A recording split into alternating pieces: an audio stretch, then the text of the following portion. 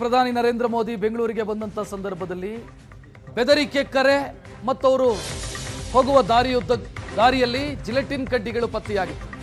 ಈಗ ಈ ಕೇಸ್ನ ತನಿಖೆ ಚುರುಕಾಗ್ತಾ ಇದೆ. ಬಾಕ್ಸ್ನಲ್ಲಿ 2 ಜಿಲೆಟಿನ್ ಕಡ್ಡಿ ಮತ್ತು ಬೆಂಕಿ ಕಡ್ಡಿ ಇದ್ದಂತ ಬಾಕ್ಸ್ ಪತ್ತೆಯಾಗಿತ್ತು. ಬಾಕ್ಸ್ ವಶಕ್ಕೆ ಪಡೆದು ಪೊಲೀಸರು ತನಿಖೆಯನ್ನು ಮುಂದುವರಿಸಿದ್ದಾರೆ. ಒಂದು ಬೆದರಿಕೆ ಕರೆ ಕೂಡ ಬಂದಿತ್ತು. ಆ ಆರೋಪಿಯನ್ನ ಪೊಲೀಸರು ವಶಕ್ಕೆ ಪಡೆದಿದ್ದಾರೆ. ಲೋಹಿತ್ ಅಂತ ಆತನನ್ನು ವಿಚಾರಣೆಗೊಳಪಡಿಸಿದ್ದಾರೆ.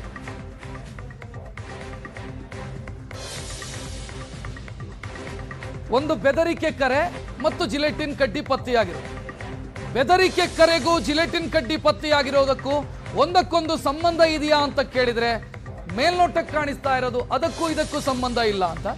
ಆದರೆ ಪೊಲೀಸರು ಈ ಕೇಸಿಗೆ ಸಂಬಂಧಿಸಿದಂತೆ ತನಿಖೆಯ ಆಳಕ್ಕಿಳಿದಿದ್ದಾರೆ. ತನಿಖೆ ಚುರುಕುಗೊಳಿಸಿದ್ದಾರೆ.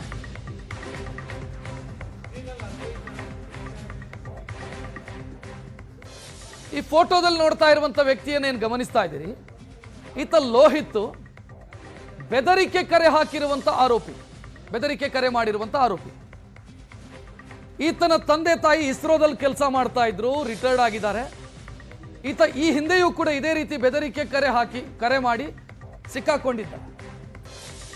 ಮಾನಸಿಕ ಸಮಸ್ಯೆ ಇದೆ, ಮಾನಸಿಕ ಅಸ್ವಸ್ಥತೆ ಇದೆ ಅನ್ನೋ ಕಾರಣಕ್ಕಾಗಿ ಆಸ್ಪತ್ರೆಗೆ ದಾಖಲಿಸಿ, ರಿಹಾಬ್ ಸೆಂಟರ್ಗೆ ದಾಖಲಿಸಿ ಚಿಕಿತ್ಸೆಯನ್ನು ನೀಡಲಾಗಿತ್ತು. ತಂದೆ ತಾಯಿ ಕಣ್ಣೀರು ಹಾಕ್ತಾ ಇದ್ದಾರೆ, ಮಗ ಈ ರೀತಿ ಮಾಡಿದ್ದಾನೆ, ಆತನಿಗೆ ಮಾನಸಿಕ ಸಮಸ್ಯೆ ಇದೆ ಅಂತ.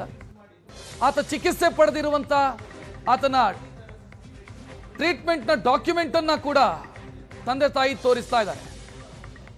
ಇನ್ನು ಈ ಜಿಲೆಟಿನ್ ಕಡ್ಡಿಗೂ ಲೋಹಿತಿಗೂ ಸಂಬಂಧ ಏನಾದರೂ ಇದೆಯಾ ಅಂತ ಕೇಳಿದ್ರೆ ಮೇಲ್ನೋಟಕ್ಕೆ ಕಾಣಿಸ್ತಾ ಇರೋ ತನಿಖೆಯಲ್ಲಿ ಇಲ್ಲ ಅಂತ.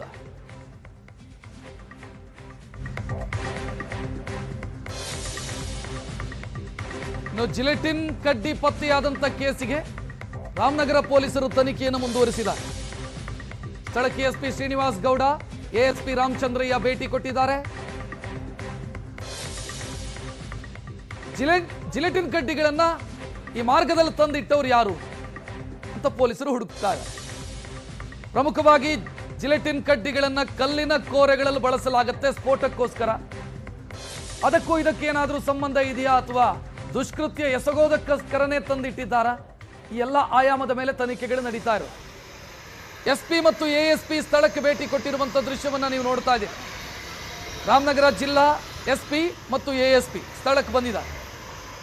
ಬಾಕ್ಸ್ನಲ್ಲಿ ಇಟ್ಟಿದ್ದಂಥ ಜಿಲೆಟಿನ್ ಕಡ್ಡಿಗಳನ್ನು, ಆ ಬಾಕ್ಸನ್ನು ನೀವು ನೋಡಬಹುದು.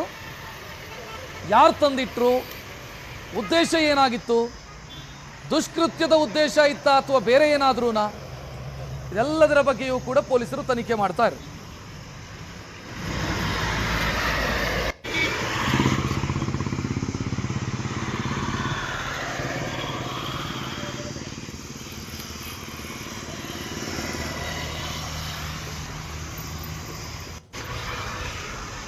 ಪ್ರಧಾನಿ ಬರುವಂತ ದಾರಿಯಲ್ಲಿ ಜಿಲೆಟಿನ್ ಕಡ್ಡಿ ಇರುವಂತ ಬಾಕ್ಸ್ ಪತ್ತೆಯಾಗಿರೋದು.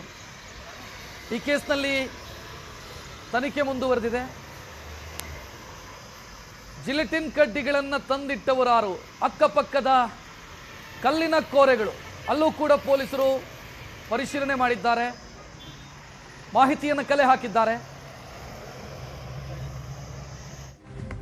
ಈಗ ಮತ್ತೊಂದು ಅಪ್ಡೇಟ್ ಇದೆ, ವಿಚಾರಕ್ಕೆ ಸಂಬಂಧಿಸಿ ಬರ್ತಾ ಇದೆ. ಈ ಕೇಸಲ್ಲಿ ಎನ್ಐಎ ಎಂಟ್ರಿ ಆಗುವಂತ ಸಾಧ್ಯತೆ ಇದೆ. ರಾಷ್ಟ್ರೀಯ ತನಿಖಾ ದಳ ಇದರಲ್ಲೂ ಪ್ರವೇಶ ಪಡೆಯುವಂತ ಮುನ್ಸೂಚನೆ ಕಾಣ್ತಾ ಇರೋದು. ಲಾರ್ಜರ್ ಕಾನ್ಸ್ಪಿರಸಿ ಏನಾದರೂ ಇದೆಯಾ ಅನ್ನೋದು ಎನ್ಐಎ ತನಿಖೆ ಮಾಡ್ತಾ ಇರೋದು. ಸ್ಥಳೀಯ ಪೊಲೀಸರು, ಕರ್ನಾಟಕದ ಪೊಲೀಸರೊಂದಿಗೂ ಕೂಡ ಎನ್ಐಎ ಅಧಿಕಾರಿಗಳು ಸಂಪರ್ಕದಲ್ಲಿದ್ದಾರೆ. ಪ್ರಧಾನಿ ಮೋದಿಯವರನ್ನೇ ಗುರಿಯಾಗಿರಿಸಿ ದುಷ್ಕೃತ್ಯ ಎಸಗೋದಕ್ಕೆ ಮಾಡಲಾಗಿರುವಂತ ಸಂಚ ಇದು.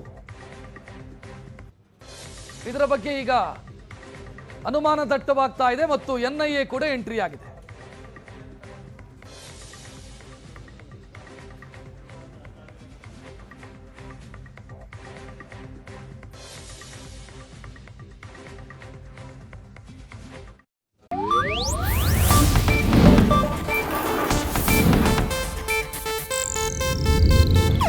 ಇದು ಏಷ್ಯಾನೆಟ್ ನ್ಯೂಸ್ ನೆಟ್ವರ್ಕ್ ಪ್ರಸ್ತುತಿ.